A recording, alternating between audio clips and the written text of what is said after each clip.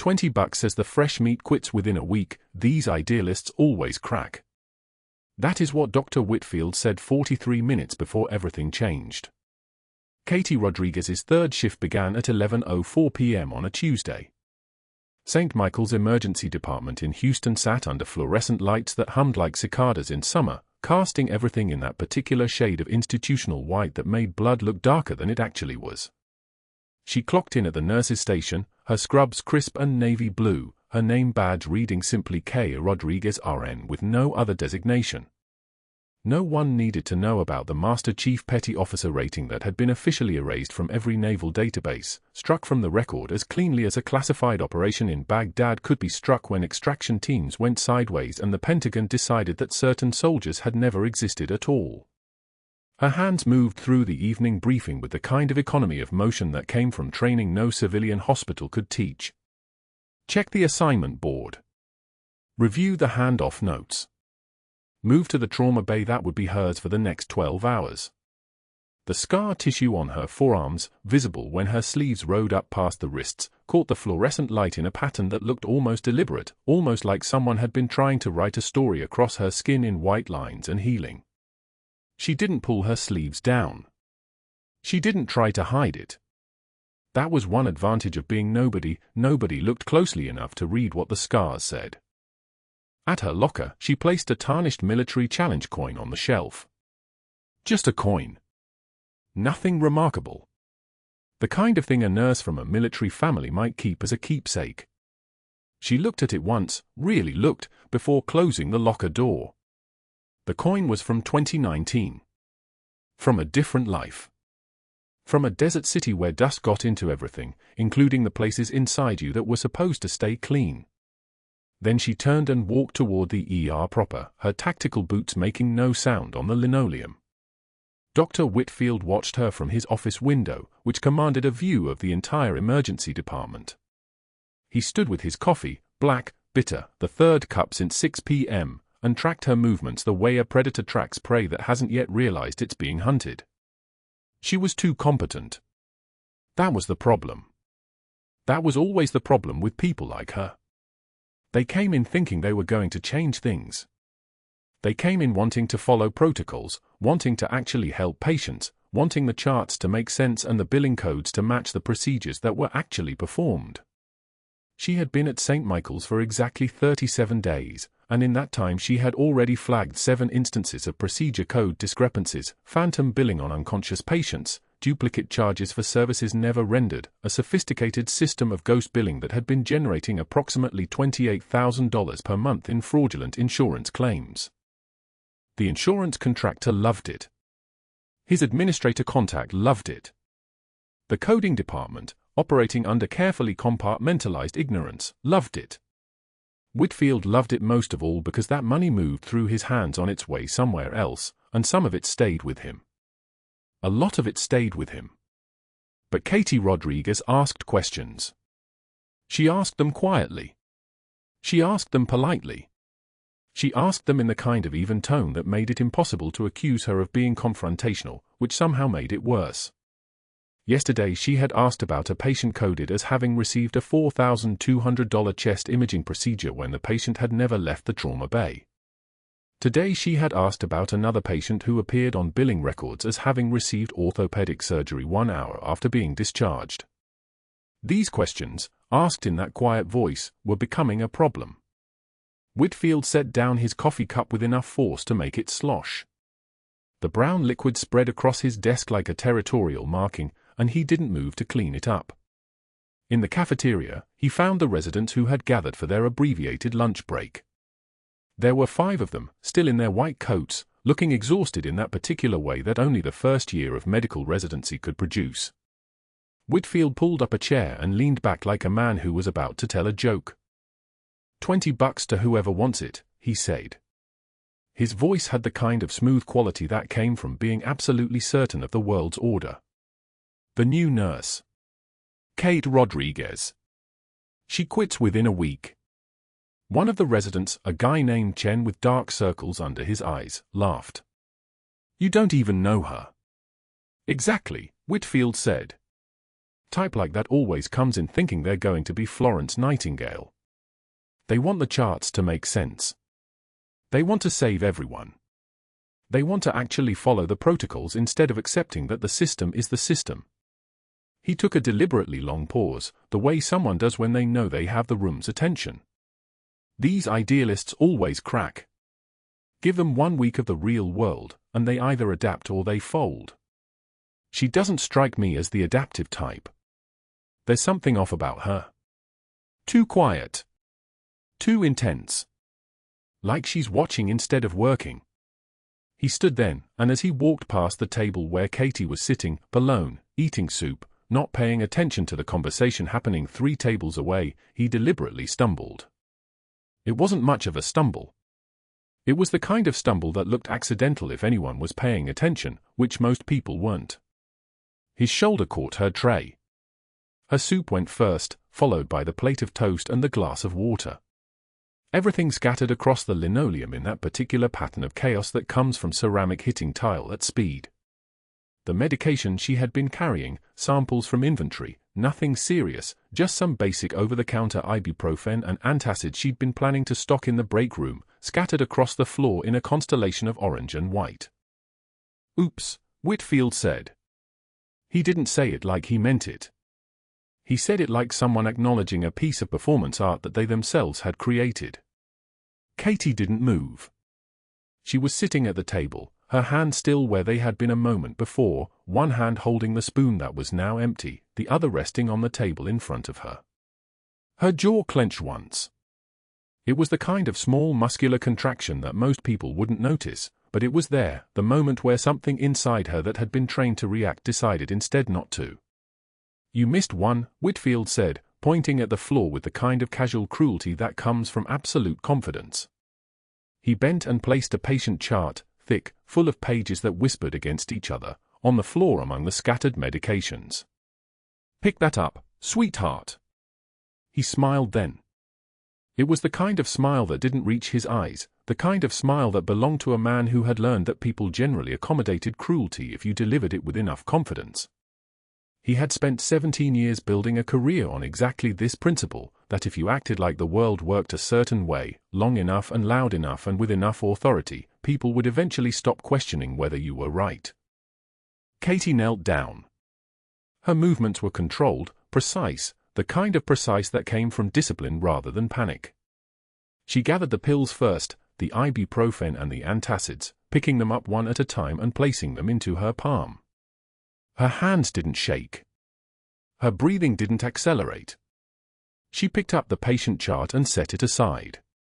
She gathered the pieces of ceramic from the broken plate, moving with the kind of economy of motion that suggested she had knelt on broken tile before, had cleaned up messes far worse than this, had done things that required more composure than maintaining a flat expression while a man in a white coat humiliated her in front of 7 people, most of whom had conveniently stopped looking in her direction. The residents had turned away. That was the thing about casual cruelty, most people didn't want to witness it, because witnessing it meant they might be asked to do something about it, and doing something about it was uncomfortable.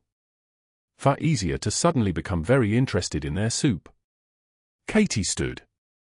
She held the scattered items, the pills, the broken ceramic, the dampened folder, all cradled in her hands like someone carrying something sacred. She didn't speak. She looked at Whitfield for exactly 2 seconds, which was long enough to establish that she had made eye contact, and then she walked to the trash receptacle and disposed of everything. The ceramic pieces went first, creating a small percussion of breaking sounds. Then the pills. Then the folder, which she held for just a moment longer than was necessary before releasing it.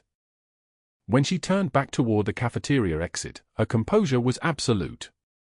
It wasn't the composure of someone who had just been humiliated and had decided to take it. It was something else. It was the composure of someone who had already survived things that would have shattered a normal person into smaller pieces. It was the composure of someone who had been trained to absorb punishment in ways that had nothing to do with emotion and everything to do with survival. But that wasn't the worst part. The worst part was that Whitfield, watching her walk away with that impossible calm, felt something shift inside him that he couldn't quite name. He had expected tears, or anger, or some visible crack in her facade. Instead, he got this, a woman who knelt in front of the hospital staff without flinching, who cleaned up another person's mess while maintaining absolute control, and who walked away as if his opinion of her mattered so little that it barely registered. He had no idea what he was looking at. He had no idea that the woman he had just humiliated in the cafeteria had once carried a wounded commanding officer 2 miles through Baghdad while insurgents bracketed her position with rifle fire. He had no idea that her quiet intensity wasn't a sign of weakness but of someone whose nervous system had been rewired by things the Pentagon classified at the highest levels. The evening shift wound through its routines. Katie moved through the trauma bay with focused efficiency, checking on stable patients, reviewing charts, noting, silently, as always, the continued discrepancies between procedures coded and procedures performed. She restocked supplies. She helped a patient with a dislocated shoulder. She held the hand of an elderly man who had chest pain but whose EKG showed nothing remarkable, and she told him in her quiet voice that they would monitor him through the night and that everything was probably fine, and her voice carried the kind of certainty that came from having sat with dying people before and knowing the difference between death and simple fear. At 11:56 p.m., the ER doors burst open. The ambulance doors burst open at 11:36 p.m. and the night fractured into controlled chaos. The paramedic's voice cut through the ER, a male, 38, acute seizure activity, unresponsive, GCS-3, pupils blown and reactive, found at home by roommate, and Katie lifted her eyes from the patient intake form she'd been completing, the pen still hovering above the line where she was documenting the elderly man's stable vitals from 30 minutes earlier. The gurney rolled through the bay doors and Katie saw his face. Captain Marcus Ortiz. The seizing stopped but his body remained rigid, the kind of decerebrate posturing that meant his brain was swelling fast, pressing down against the brainstem like a hand closing around a throat.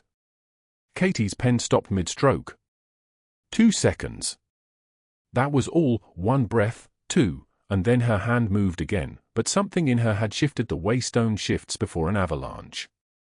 This was the man who had pinned her son's deployment orders at the 25th Infantry Division ceremony in Fort Hood, the commander whose voice her boy imitated when he called home from Kandahar province, always the same phrase in his tired laughter, "Captain Ortiz is the best leader I've ever served under, Mom. He's the reason guys who should be dead are eating breakfast." Dr. Whitfield appeared at the trauma bay entrance like smoke materializing from nothing, his tailored coat pristine despite the late hour, and Katie watched his eyes scan the gurney, not the patient's face, not the vital signs, but the paperwork clipped to the stretcher. His shoulders relaxed almost imperceptibly. "Uninsured," he said to the paramedic. "Not our problem. Get him stable and transfer to county." He was already turning away, his phone already in his hand, his voice already dropping into its clinical register.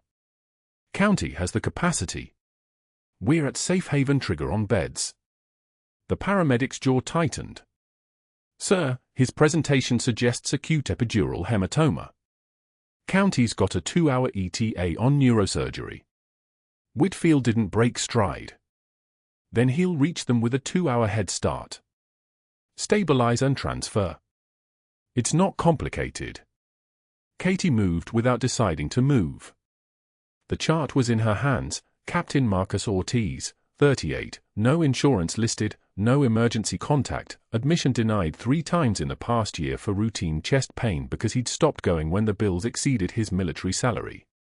She'd flagged those charts. Whitfield had told her to stop. The fluorescent lights buzzed overhead like insects dying one by one, and Katie's hands were steady as she established the dual for lines, 2 18 gauges in antecubital fossa because his pressure was dropping, 118/76 and falling, the numbers telling a story of internal bleeding that nobody but Katie seemed to be reading. The pulse oximetry numbers climbed, 94, 95, 97. One of the residents, a young man named Chen who still looked terrified every time the cardiac monitor alarmed, looked at Katie with a kind of desperate hope that told her he'd already figured out Whitfield wasn't coming back. "What do we do?" Katie's voice dropped an octave. "Neuropanel. Stat CT head with contrast. I need a size 5 endotracheal tube at the bedside." She wasn't asking. The word wasn't please. The word wasn't request. It was the voice of someone who had already made peace with the consequences of disobedience, who had done harder things than this, who understood that some people died not because it was inevitable but because other people chose profit over pulse. Chen moved. 2 residents moved.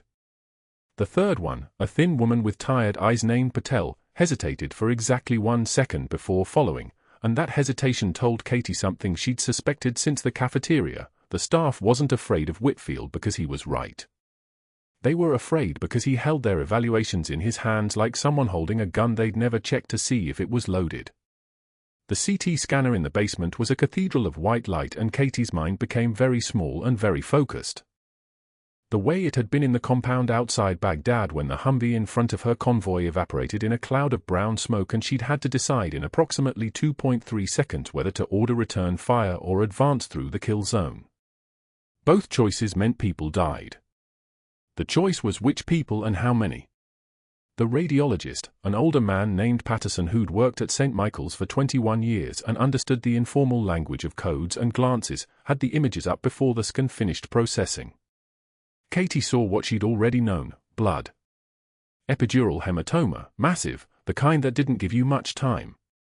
The kind that separated living patients from dead ones based on the next 60 minutes. She climbed the stairs, for flights, her legs like pistons, and found Dr. Whitfield in his office. The door was expensive wood. His shoes were expensive leather. The kind of careful grooming that said a man understood the performative nature of authority. "He needs emergency decompression," Katie said. Her voice was level. The kind of level that made strong men flinch. Burhole procedure or he's dead in 90 minutes, maybe less. His pupils are already blown. Whitfield didn't look up from his phone. His coffee sat in a mug that cost more than Katie's shift. Then he dies. That's policy. Katie's hands were gripping the doorframe. Her knuckles had gone white and her voice remained perfectly calibrated, which was worse than yelling, which was why Whitfield's smile flickered for just a moment before his jaw reset. He's a decorated Army Ranger captain. Company-level command authority. His service record. Whitfield finally looked at her. His eyes were the color of old money and completely empty. Rodriguez, I don't care if he's Alexander the Great reincarnated. No insurance means no surgeon. That's not policy, that's revenue protection. You're new, so I'll explain it once. Hospitals that operate on the indigent don't survive in Houston. We've got 7 competitors within a 5-mile radius. They're all watching. The moment they smell weakness, a charity case, an unpaid procedure, a loss leader narrative, they start circling like sharks. He set his phone down with the careful precision of someone placing a threat on a table between them. You want to feel good about yourself, Rodriguez, you go work for the VA. You want to keep your job, you follow protocol. Stabilize and transfer. That's the order. Katie turned and walked back to the trauma bay. The door clicked shut behind her with the kind of finality that sounded like a chamber ceiling. The clock on the wall read 12:03 a.m. At hour 1, Captain Ortiz's pupils became unequal, left dilated, right starting to follow, which meant the pressure inside his skull was finally winning the fight against gravity and blood and bone. Katie paged neurosurgery 3 times from the trauma bay phone. The page went to the answering service. The answering service gave her a callback number. The callback number connected to a resident who said he'd check with the attending and get back to her. The attending didn't call back. The clock moved to 12:27 a.m. The heart monitor maintained its rhythm, but the pressure continued its decline. Katie had seen this movie before, different cast, same ending. She found Whitfield in the physician's lounge, a room that smelled like stale coffee and the particular exhaustion that comes from playing God on a salary. He was flipping through his phone, reading something that made him smile the way predators smile before feeding. He's seizing again. Unequal pupils. We need neurosurgery now or we're watching him die for the sake of an insurance card. Whitfield sipped his coffee. He didn't look up. The silence lasted exactly 3 seconds. Then that's what we do. No surgeon operates without a guarantee. You know the margins on an emergency decompression? We'd lose $40,000 minimum if he arrested mid-procedure. That's not a charity case, Rodriguez. That's a business decision. And I make the business decisions. At this hospital. Katie's voice came out very quiet. The kind of quiet that made the residents in the adjacent room stop what they were doing. His name is Marcus. Not he. Not all the case. His name is Marcus and his son is 13 and lives with his ex-wife in Kingsville and doesn't know his father's in our hospital because there was no emergency contact listed and nobody bothered to. She stopped. Something in her face had shifted in a way that Whitfield recognized. It was the moment when a trained person stops negotiating and starts preparing. He sat up a little straighter. His hand moved instinctively toward the phone on the armrest. "Don't," he said. The word was a command. "Don't you call anyone. Don't you talk to administration. You go back to that bay and you follow protocol, or I will have you out of this hospital within the hour. Suspension for conduct unbecoming. Complaint to the state board. Reference is called. You'll never work healthcare again in this state. Do you understand me?" Katie was already moving. She was already gone. And that was when the real nightmare began. The clock on the wall read 12:49 a.m. Hour 2 of Captain Ortiz's admission. The monitors erupted. Blood pressure 180 over 110 and climbing. Respirations irregular. Shallow. His pupils dilated, one fixed, one sluggishly responsive. Classic Cushing's triad. The pressure inside his skull was crushing his brain. Herniation was minutes away. Katie saw it before the alarms did. Her hands moved to the call button. Page neurosurgery. Page general surgery. Page anyone with a scalpel and a steady hand. The operator's voice crackled back through the speaker. All neurosurgeons unavailable. General surgery was in the OR. Trauma surgery had declined the case per standing order, administrator approval required for uninsured patients. Katie's jaw tightened once. Just once. She picked up the phone and dialed Dr. Whitfield's direct line. It rang 4 times. He answered before the 5th ring. "Dr. Whitfield, Captain Ortiz is herniating. He needs emergency decompression surgery. Right now." Silence on the line. Not the silence of thinking. The silence of deliberate refusal. When Whitfield spoke, his voice carried the tone of a man explaining something to a child who couldn't possibly understand. "Nurse Rodriguez, you are not qualified to diagnose herniation.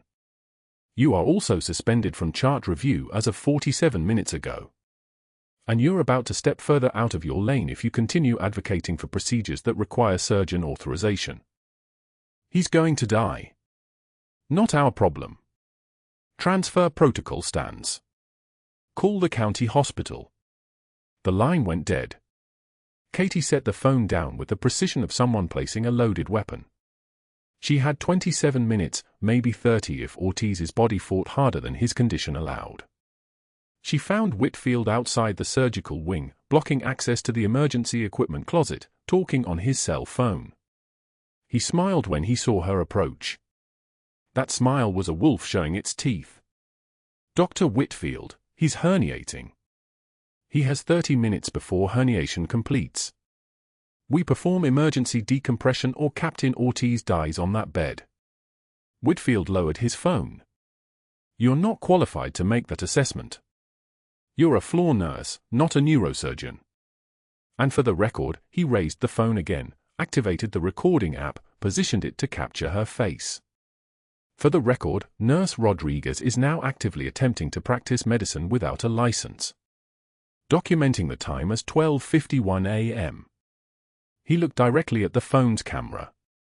"Let the record show I explicitly prohibited this action, and the nurse is proceeding anyway." The move was brilliant, actually. Clinical. Weaponized bureaucracy wrapped in the language of safety. He wasn't yelling. He wasn't threatening. He was simply documenting her violation of hospital policy, creating evidence that would be admissible in licensing board review, state investigation, potential criminal prosecution. He was building the legal case against her while she stood helpless in the hallway. Katie stepped back without a word. She turned and walked toward the supply closet, past Whitfield, his phone still recording.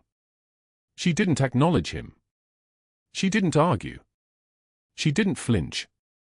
Her face remained blank as surgical scrub. She was thinking in layers, the way operators think when the mission parameters change mid-deployment. One layer was calculating Ortiz's remaining time. One layer was accepting that the hospital system had weaponized itself against any intervention. One layer was something else. Something that had been buried under 9 years of civilian identity.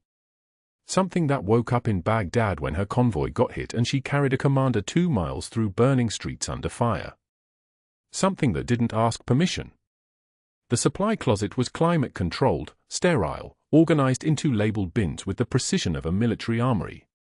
Katie moved through it like a woman who had already made a decision.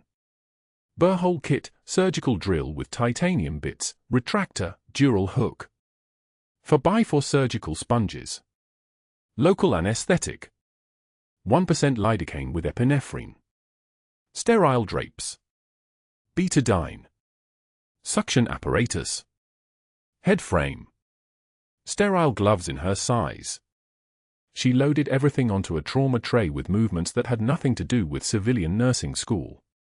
This was muscle memory from field medicine in Iraq, from performing emergency craniotomies in forward operating bases where the choice was surgery in a tent or death in an alley.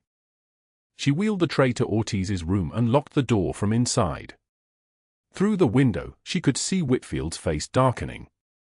His phone was already in his hand. Already making calls.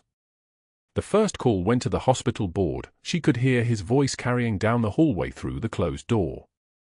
I'm documenting a patient safety incident involving Nurse Rodriguez attempting to perform surgical procedures for which she has no credentialing. I'm initiating immediate suspension pending investigation. This is documented at 12:53 a.m. He was calm. Clinical. Deadly. The second call went to the contact information listed on Katie's employment file. References in Oakland. San Diego. Names that had made sense when her paperwork was being processed by someone who never bothered to verify them deeply. Whitfield's voice, patient and methodical. Yes, hello, I'm attempting to verify employment history for someone named Katie Rodriguez who worked under your supervision in 2019. I need confirmation of dates and performance ratings. The number was disconnected. Whitfield didn't sound surprised. He sounded like a man who had already known what he would find. The third call went to the Texas Medical Board. State licensing investigators. Katie heard him introduce himself and begin describing her actions. I'm reporting a nurse practicing beyond her scope of license, specifically attempting independent surgical intervention on a patient without physician supervision or authorization. The nurse has military background but no surgical credentialing. The incident is occurring in real time. Incident code documented at 12:54 a.m. He gave her name. Her hospital ID number. The bed number where Ortiz lay. He was filing the complaint while she worked. Creating the official record that would end her career before it fully began. The fourth call was to hospital security. But that wasn't the worst part. The worst part was that Katie could hear all of it, and she kept working anyway. Because Ortiz was lying on that bed with blood pooling inside his skull, and she had 24 minutes left. Maybe 23. The clock on the wall above his head blinked through seconds like a countdown timer. She could hear Whitfield's voice in the hallway, telling security she was locked in the room, telling them to stand by for his instruction. She could hear the footsteps gathering. The radios crackling. The presence of authority assembling outside that locked door like a gathering storm. Ortiz's breathing was deteriorating.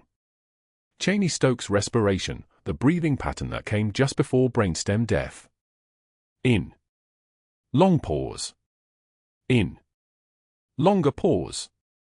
His body was shutting down in real time. Katie positioned him for access to the burr hole sites. She marked the landmarks on his skull with surgical marker, the cocker point, 1 centimeter anterior to the coronal suture and 3 centimeters lateral to the midline. Standard location. She had done this in tents and armored vehicles and once in the back of a Humvee while taking fire. The Humvee was moving 47 miles per hour. This hospital room was perfectly still. She didn't speak to him. Ortiz was unconscious, his body in active herniation, but she whispered anyway. 3 words. The call sign that no one in this hospital knew. Angel 6 responding. The words in Hindi, the call sign from another lifetime, spoken in the voice that had given orders to 4 soldiers in Baghdad and came home wearing a medal no one could verify because the medal was classified and the operation was classified, and Katie Rodriguez, Master Chief Petty Officer, was supposed to be dead according to her official records. She opened the kit and prepared the surgical field with movements that carried the weight of thousands of hours of training. The door handle rattled.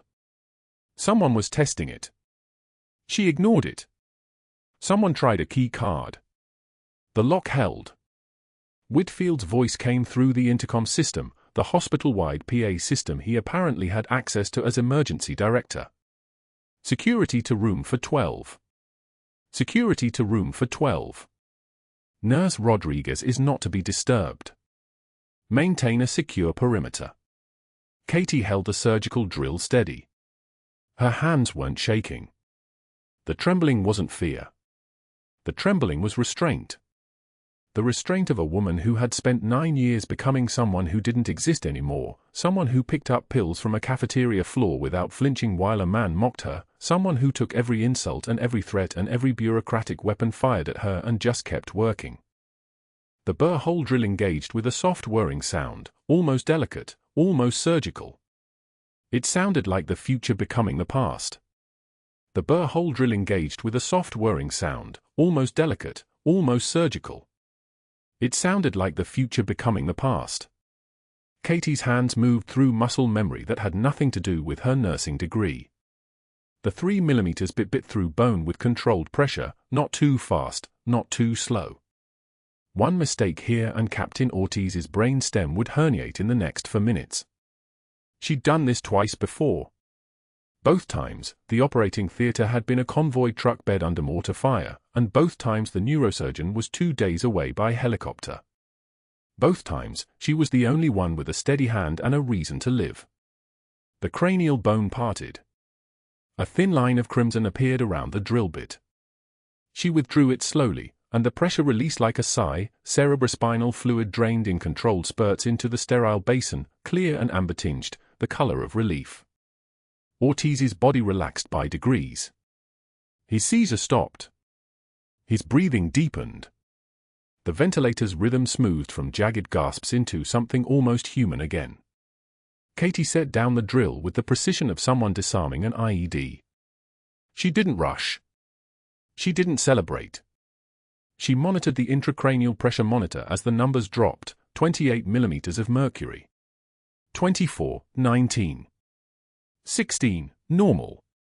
The pupils, the tell-all windows of the brain, began to equalize under the penlight. Left. Right. Symmetrical. Reactive. She documented everything in the chart with hands that wrote in the same language as her drills, economical, precise, no wasted motion. The clock on the wall read 2:17 a.m. By hour 3, Ortiz had stabilized completely. His color returned from the gray of the nearly dead to something resembling pink. His body temperature held steady at 98.6 degrees, and the cardiac monitor sang its rhythm like a metronome ticking off borrowed time. Katie stood at his bedside in the locked trauma room, changing his bandages with the care of someone who understood that the margin between life and death was measured in millimeters and minutes. The smell of antiseptic mixed with something else, the faint metallic scent of blood and the underlying hospital odor of bleach that never quite masked what lay beneath it. At hour 4, his pupils equalized completely. The swelling in his brain had stabilized. She knew because she could read a person's neurological status the way other people read emails, quick, comprehensive, and it told her everything she needed to know about what came next. If the bleeding had started again, she would have known it in the tilt of his head, the flutter of his eyelids, the subtle change in his breathing pattern. None of that was happening. He was healing. He was going to live. The part of her that was still Katie Rodriguez, the nurse, felt the weight lift slightly. The part that was still Master Chief Petty Officer Rodriguez, the one who'd survived Baghdad and worse, already knew what came next. Whitfield would not forgive her for this. She sat in the chair beside his bed at hour 5, her eyes still sharp, her body still running on adrenaline the way it used to run on coffee and fury, and the knowledge that the next 8 hours would determine whether 17 Marines made it home or went home in boxes. She'd given blood transfusions by the light of a dying generator. She'd splinted broken bones with pieces of a helicopter fuselage. She'd held pressure on a wound for so long her hands had cramped into permanent claws, and she hadn't stopped because the alternative was watching someone die when she could have saved them. This was no different. This was exactly the same thing in a different uniform. At hour 6, the pounding began. It wasn't tentative. It wasn't the sound of someone politely requesting entry. It was the sound of authority, of institutional power, of a man who had the keys and the backup and the absolute certainty that he would get his way. Katie's hand moved to Ortiz's wrist, checking his pulse one more time, documenting the moment before everything changed. 68 beats per minute. Strong. Steady. Alive. The security override key clicked in the lock. Dr. Whitfield entered first, his white coat moving like a sail, his face arranged in that expression she'd seen before, the look of a man who'd been challenged and found the solution, who'd already decided how this story would end.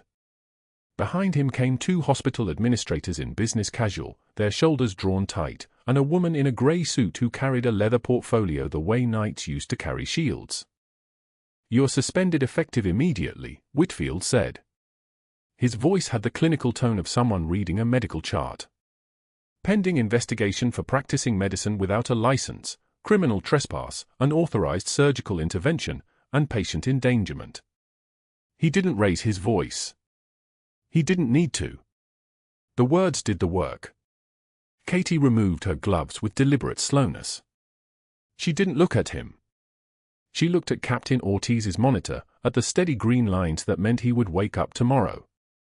She looked at the chart. She documented her final entry in handwriting that didn't waver: emergency burr hole decompression performed at 2:17 hours for acute epidural hematoma with herniation risk. ICP stabilized at 16 mm of mercury. Vital stable. Neuro exam, pupils equal and reactive. Recommend ICU monitoring, serial CT imaging at 24 and 48 hours, neurology consultation upon waking. He'll need continuous ICP monitoring for the next 48 hours, Katie said quietly. Her voice had dropped an octave. If the pressure spikes again, he'll need another procedure. Watch for any changes in his pupils, any increase in restlessness. The bleeding site is stable, but... "You're done," Whitfield interrupted. "Security will escort you out. The protocol requires a licensed physician." His smile was the kind that predators wear. "You're not one anymore. I've already contacted the state board. They're opening an investigation. I've documented your violations, and the hospital is cooperating fully with every regulatory authority.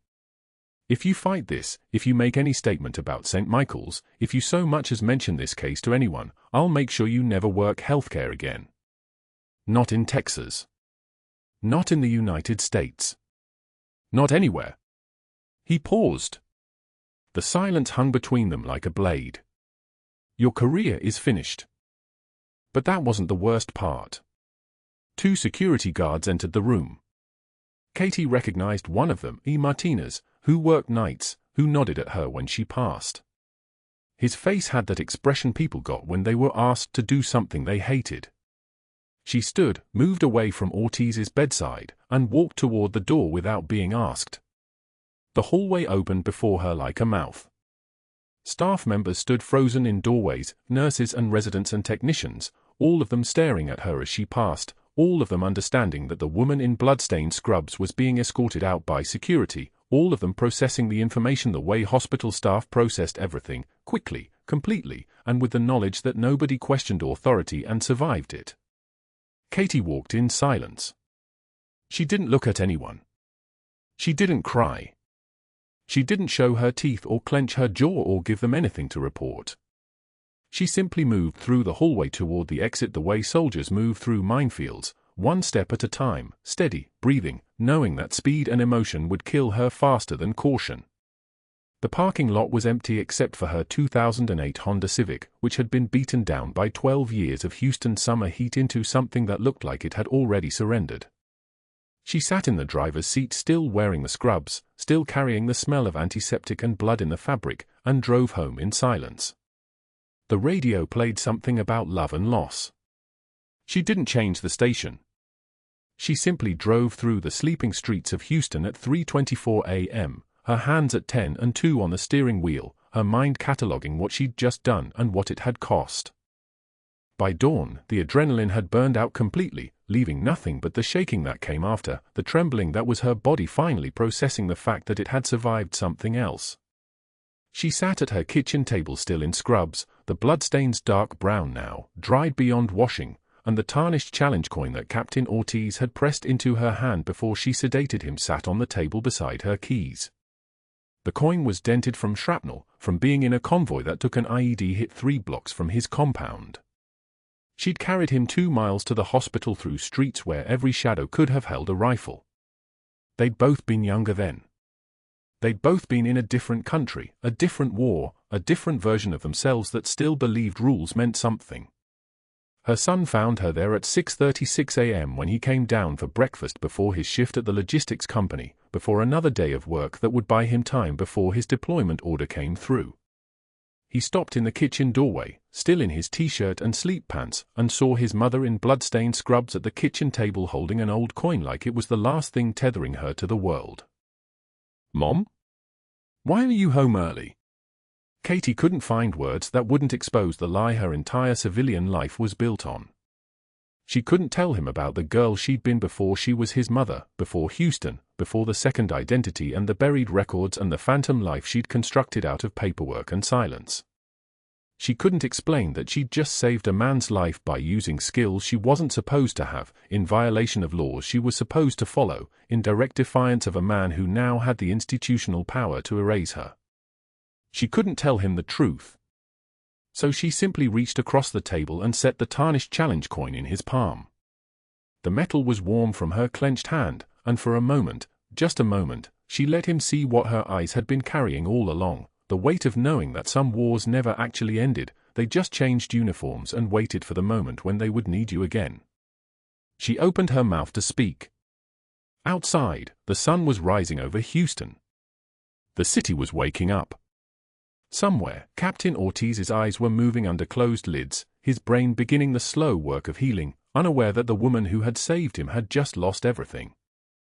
The next evening, a local news crew arrived at St. Michael's with a camera and a purpose and a story that would change everything Katie Rodriguez had ever been.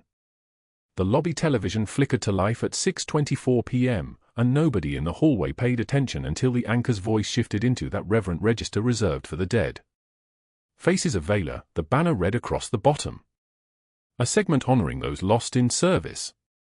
The camera cut to a military portrait, dress blues, medals arranged like a constellation, dark eyes that held the weight of decisions made in rooms without windows.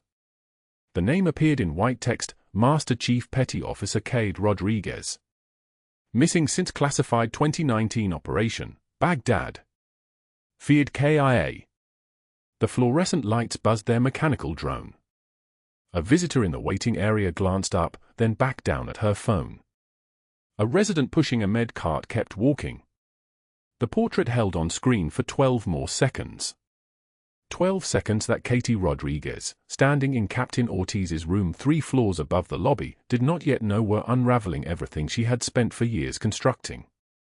It was Marcus Clayton, the veteran security guard who'd worked St. Michael's for 18 years, who first registered the match between the woman in the portrait and the quiet nurse he'd seen in the hallway that morning. Clayton had done 2 tours in the Gulf before a shattered knee ended his service. He knew what Master Chief looked like. He knew what that bearing meant. He knew what you gave up to earn a chest full of medals. He snapped to attention so fast his radio clattered against his ribs. That's, his voice came out cracked, fractured across decades. Master Chief Rodriguez is here? In this hospital? The younger guard at the security desk didn't understand the reaction.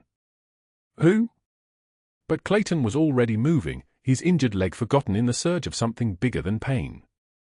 His boots echoed on the tile, 1, 2, 3, 4, the sound of military bearing even in a broken body, climbing toward the trauma ward where a woman had scrubbed in alone and saved a man's life with hands that knew more about survival than anyone in that building had guessed. Captain Marcus Ortiz was awake. Oxygen hissed through the cannula beneath his nose. The ventilator was extubated, his lungs doing their own work now, breathing in the rhythm of a man who'd already died once and been pulled back. He lay in the bed with the careful stillness of someone relearning how to exist in a body that had betrayed him, and when the door opened, he didn't move. But his eyes tracked. His eyes had always tracked, that was what made him command material. Katie stood at the window, the challenge coin in her palm. Tarnished silver, worn smooth by 4 years of fingers that couldn't quite let it go. The coin was small enough to hide. Large enough to remember. She didn't turn when the door opened. An Army Ranger colonel stood in the frame. Full dress uniform. Medals in order of precedence. The kind of bearing that made rooms recalibrate their assumptions. Behind him, Clayton's face was transformed, reverent, certain, seeing something the hospital walls had tried to bury. Nightingale 6, the colonel whispered. Not a question. A recognition. A call sign that had lived in operational reports and classified briefings and the kind of history that nations keep locked away. Katie turned. Her eyes met his for exactly 2 seconds. Then she looked back out the window. Master Chief Petty Officer, Clayton said, his voice shaking the way old soldiers' voices shake when they're standing in the presence of someone who'd carried them out of the dark. Navy Special Warfare. That's you. That's really you. Just a nurse, Katie said quietly. But Captain Ortiz was reaching for her hand now, his movement slow and deliberate, the gesture of a man who'd already memorized gratitude and was translating it into flesh. You carried me 2 miles, he rasped. His voice was gravel, larynx traumatized from intubation, but the words were precise. Baghdad. Jolan District. Our convoy took fire. You picked me up and you carried me 2 miles through alleys I didn't even know existed. You had this coin then. Silver. Unmarked. You gave it to me in that safe house and you said, so you don't forget what you survived. Katie didn't speak. She'd learned long ago that some moments don't belong to words. They belong to the weight of being known. The colonel stepped forward. His hand moved to his chest. A salute, not the kind that came with protocol, but the kind that came with understanding. Thank you, Master Chief. 18 seconds of silence held the room. The heart monitor beeped its steady rhythm. The oxygen hissed.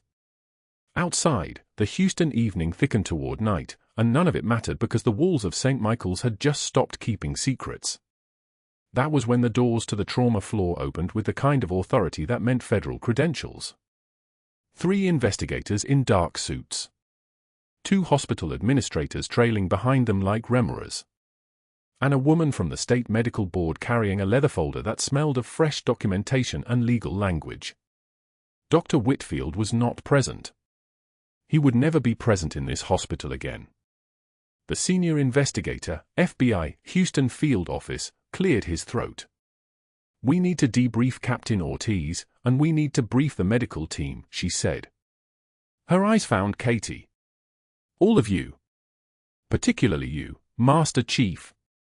The conference room on the 3rd floor was industrial, generic, built for conversations that no one wanted to remember.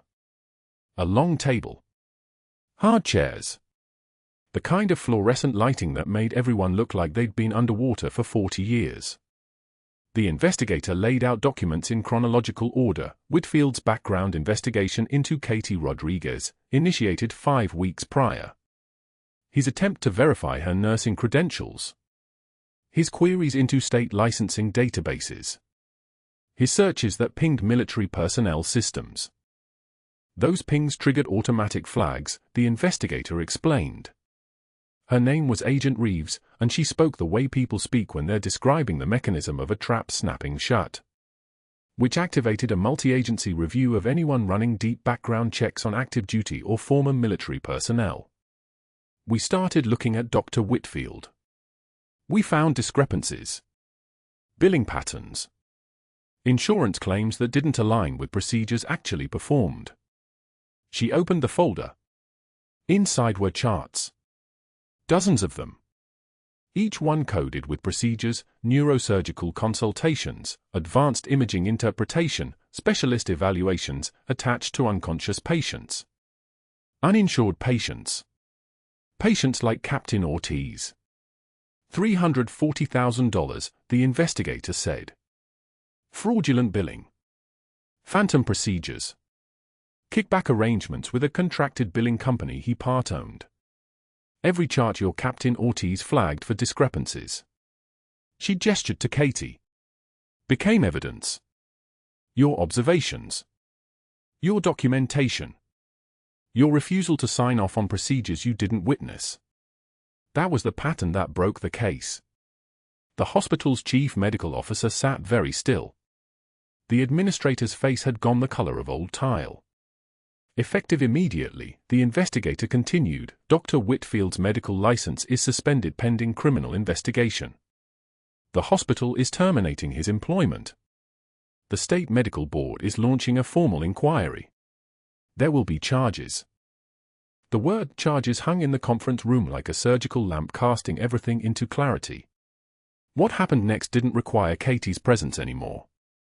The hospital's legal team took over. Discussions about liability. Conversations about how to manage the publicity. The investigator assured them that Katie's suspension would be immediately lifted, her employment record cleared, and her actions formally commended by the Navy. He tried to erase her, the investigator said, looking directly at the chief medical officer.